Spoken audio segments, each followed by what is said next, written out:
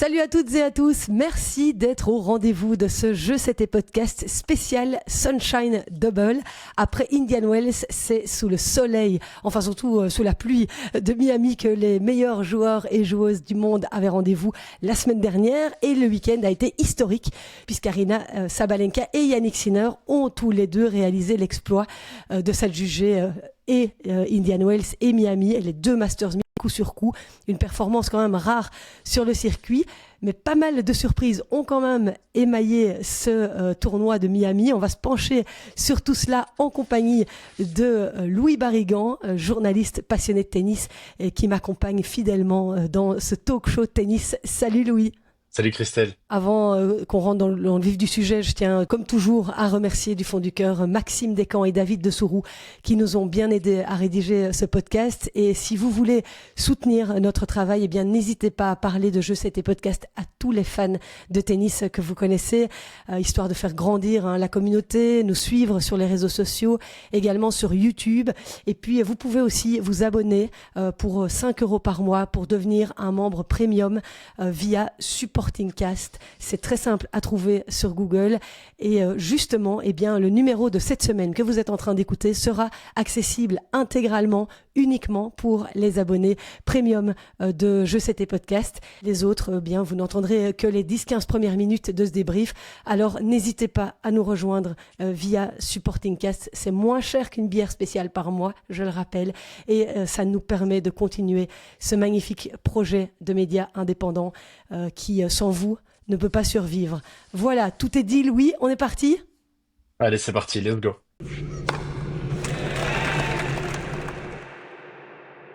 Alors bien sûr, avant d'évoquer ce tournoi de Miami, et comment ne pas d'abord vous rappeler, au cas où vous étiez en Laponie vendredi dernier, cette nouvelle qui a fait trembler le monde du tennis belge et bien au-delà, l'annonce faite par David Goffin, le plus grand champion de l'histoire du tennis belge, mettra un terme à sa carrière professionnelle à la fin de cette saison 2026.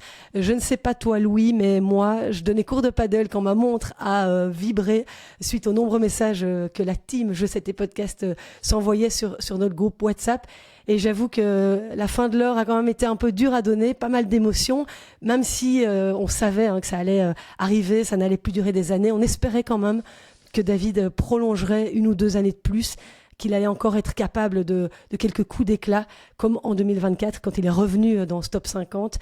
Malheureusement, il faut dire que son corps en a décidé autrement. Oui, c'est clair. Bon, on n'est pas dupes, on l'attendait malheureusement. On essayait tous un peu de repousser ce moment parce que, en tant qu'amoureux du tennis et belge, ben forcément, David nous a fait vivre des émotions comme on en a rarement vécu. Et oui, force est de constater que son corps ne le lâche pas, surtout son genou.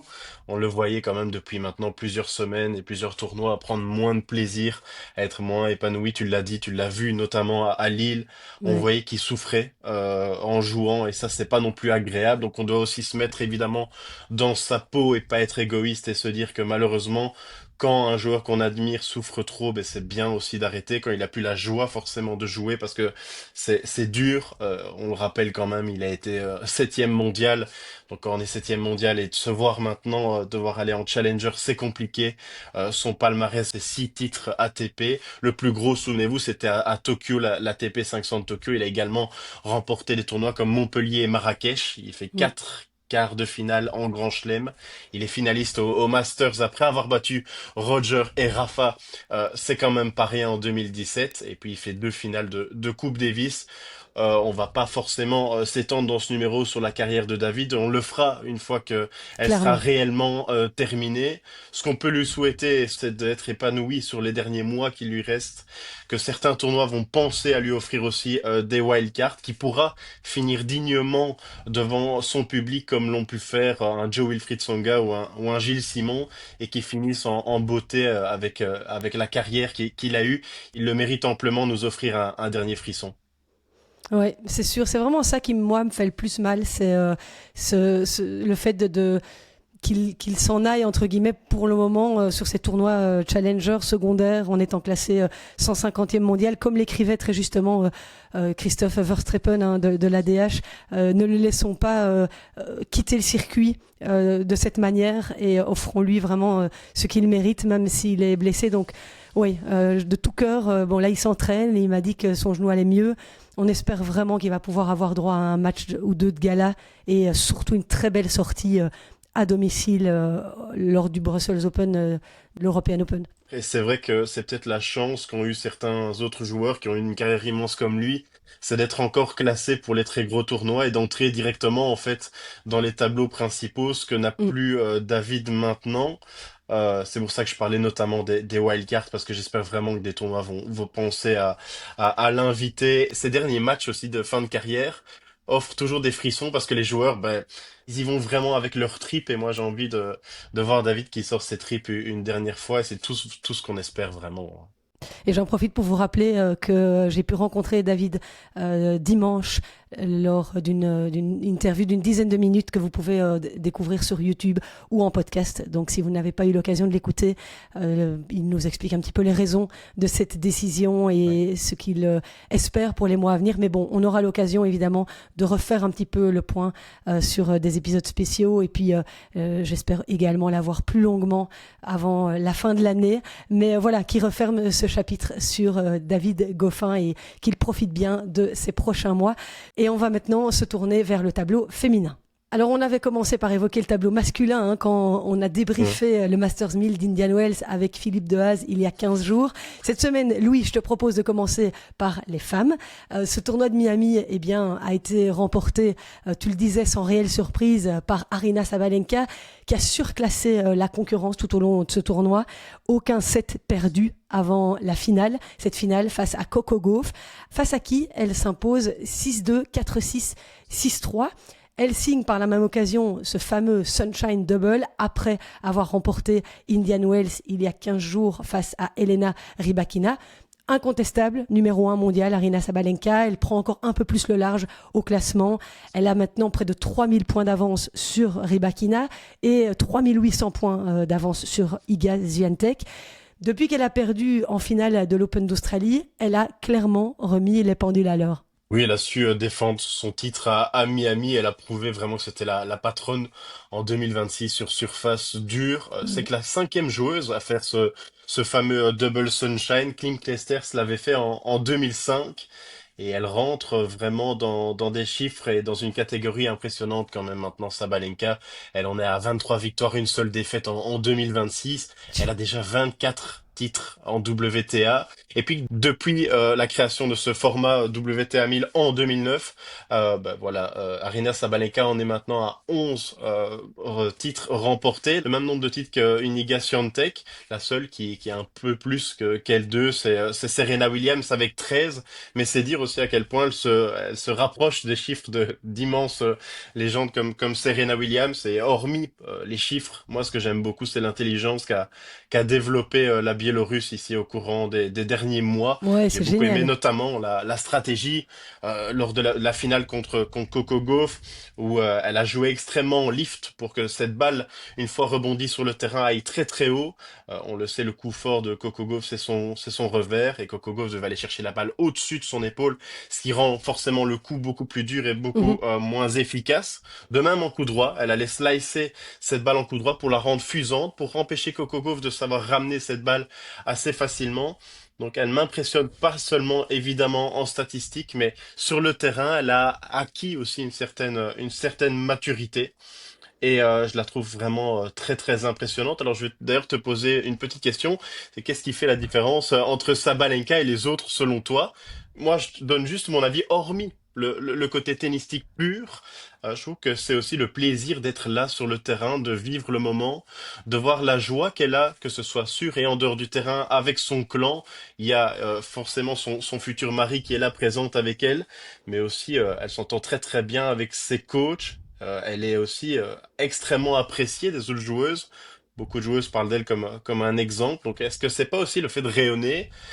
Quand tout va bien, ben forcément, ça engrange de la confiance. Ouais, on a l'impression qu'elle est sur un nuage pour répondre à ta question. Tout lui sourit pour l'instant. Elle avait eu quelques doutes par rapport à son service il y a quelques années.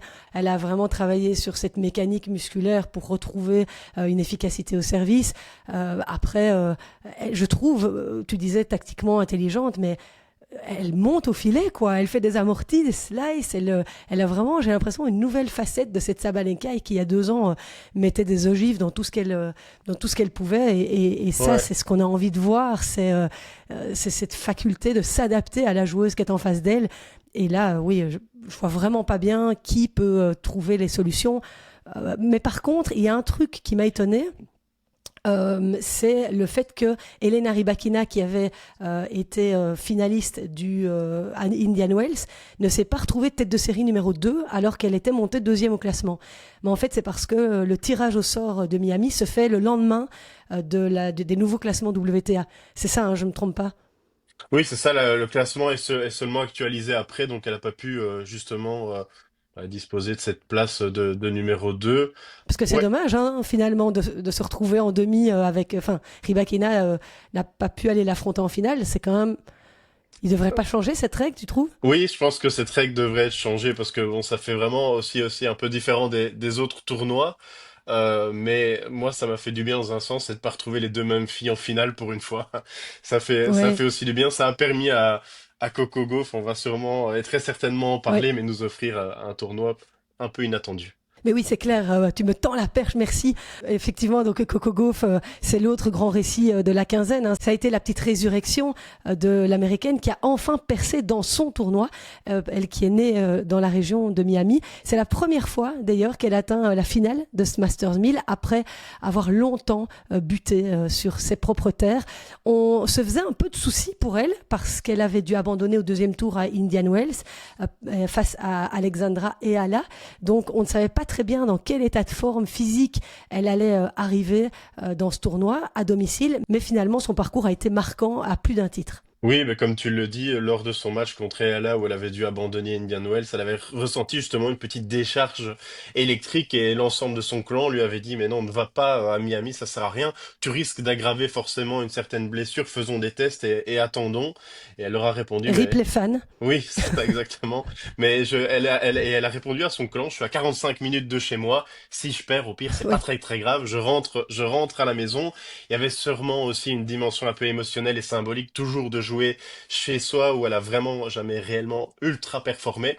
Et puis elle a réussi ici quand même un parcours incroyable. Elle bat Belinda Bencic alors qu'elle est quand même très mal embarquée. Elle surclasse Carolina Mourova, qu'on aime tous les deux beaucoup ici en demi-finale 6-1, 6-1.